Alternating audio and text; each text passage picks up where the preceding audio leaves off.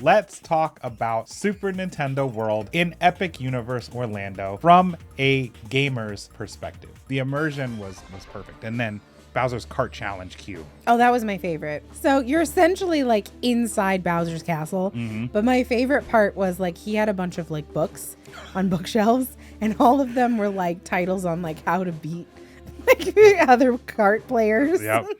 And there were no duplicates. Like every Right. book cover I kept reading them out loud, and they were all different. It was really cool. For me personally, I don't think any of the queue out there would have beaten Bowser's Kart Challenge. I think that was probably the best line of all of. It was a really good line. Yeah, like it made it not so painful. Even though we had fast passes, but it made it even less painful.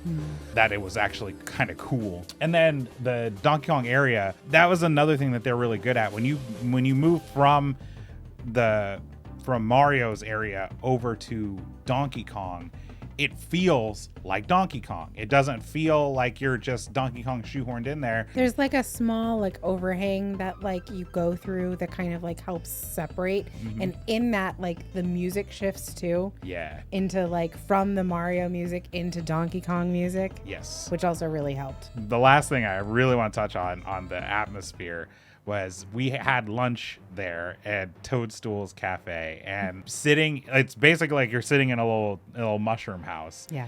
And there's stuff on the windows outside where there's like toads a bunch of walking around, toads. And then Bowser shows up. His airship flies overhead, and it gets all dark and stormy, and they all start panicking, and bullet bills are flying everywhere.